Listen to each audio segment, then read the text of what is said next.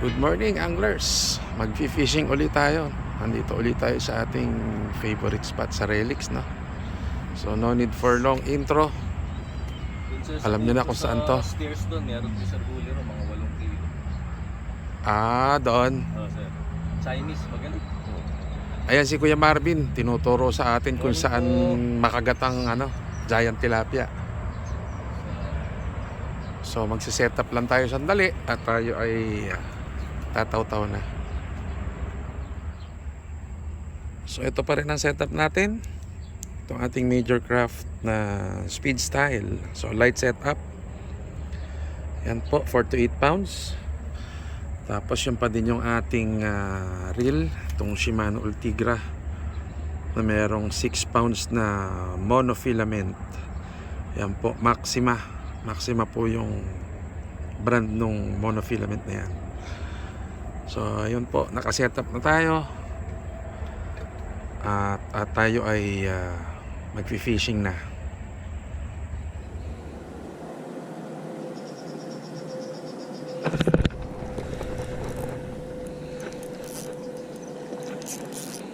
Uy! Pucha.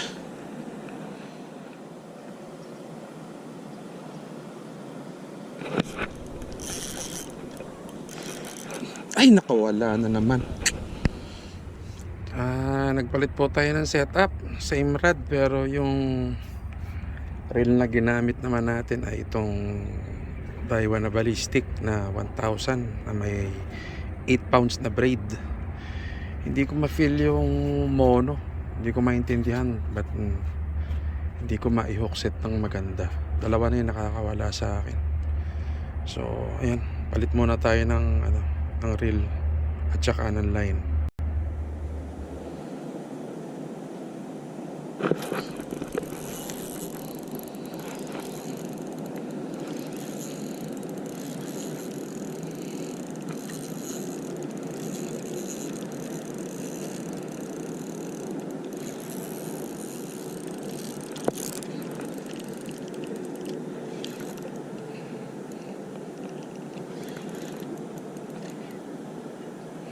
Foul hook to. Habi na eh.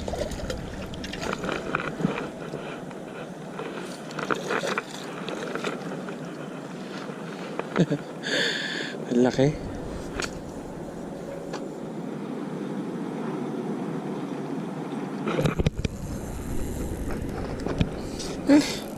Ayun, kala ko nakawala eh.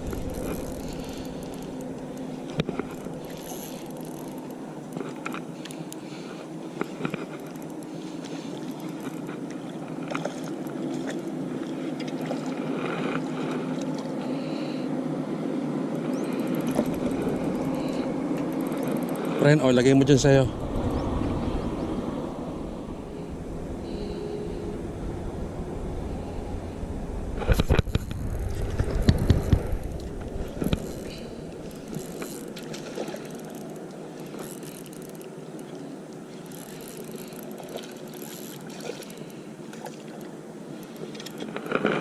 Lunok ka. Tik na.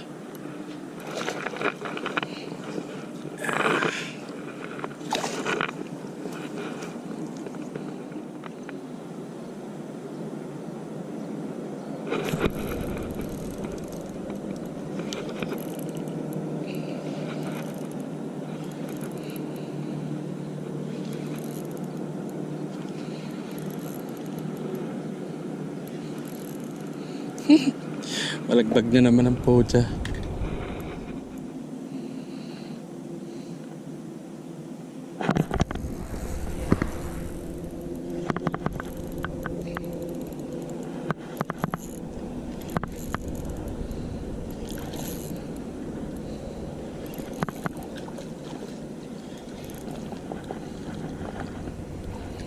Liit-liit pero ang galing lumaban.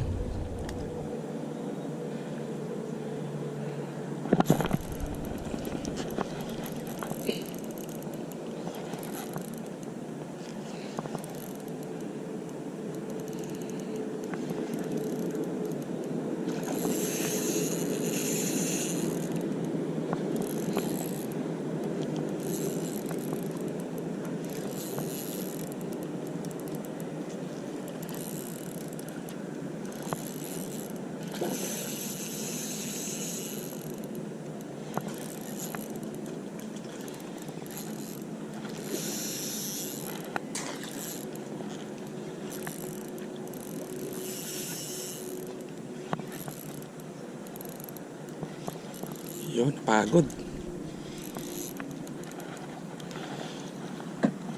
Laki. Nakaraos na naman tayo ng half day fishing. Nahuli ko ano lang, 4 na piraso. Hindi ko pa na video yung isa.